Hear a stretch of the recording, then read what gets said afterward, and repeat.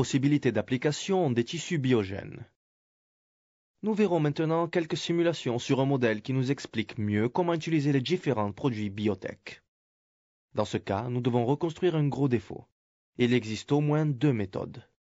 La première méthodologie que nous appliquons à celle du bloc de tissu osseux.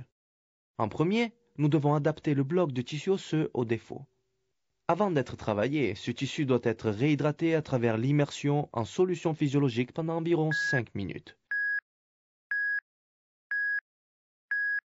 Nous pouvons le travailler à l'aide d'instruments pour inciser tels que le bistouri, qui nous permet de récupérer les fragments des tissus osseux que nous utiliserons ensuite. On peut utiliser ainsi des instruments comme le trépan à fraise. Bien qu'étant robuste, ce matériel permet d'être travaillé à notre guise. Cette méthode est vraiment simple et on l'applique quand le défaut est très grand et l'utilisation du granulé rend la reconstruction difficile. Avec cette vis, nous stabilisons la greffe. La régénération exige absolument une stabilité primaire, exactement comme un implant au titane. Le mouvement produit un état inflammatoire qui amène à la production de tissus de réaction dits fibreux.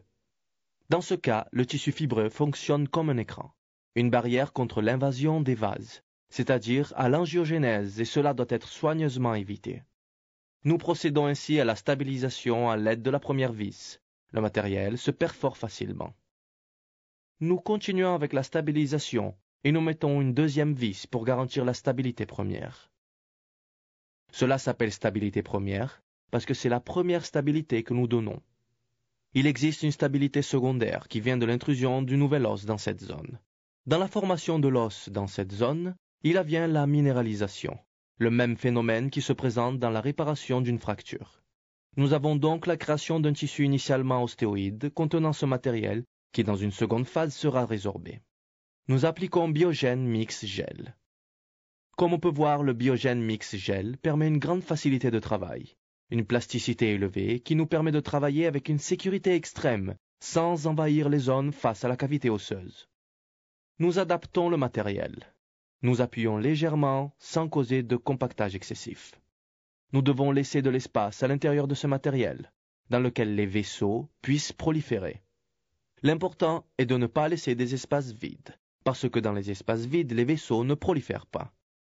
Les tissus osseux biotech peuvent être utilisés en même temps et sont complémentaires. On voit très bien qu'en utilisant le bloc et en utilisant des granulés, nous réussissons à reconstruire la cavité. Biotech met à disposition de l'odontologie une série complète de tissus osseux. À reconstruction terminée, on passe au dépôt de la membrane de collagène. On observe que le bloc d'os n'est pas doté de corticale, c'est-à-dire une partie compacte qui empêche les cellules épithéliales de pénétrer. Nous devons reconstruire avec la membrane cette condition et créer une superficie compacte qui permet l'échange des fluides organiques mais évite le passage des cellules. Si nous mesurons au microscope les espaces présents à l'intérieur de la membrane, nous découvrons qu'ils sont plus petits que les cellules et en empêchent donc le passage. La membrane reste intègre pendant 4 à 6 semaines. Voyons maintenant comment, grâce à la seringue de biomatériel, il est extrêmement simple d'amener le granulé sur place, en grande quantité et de façon correcte. Le matériel se présente plastique et il est facile à adapter à l'endroit de l'implant. Ajoutons le matériel sans bonder excessivement. On l'introduit et l'adapte sans comprimer. Nous recherchons l'angiogénèse.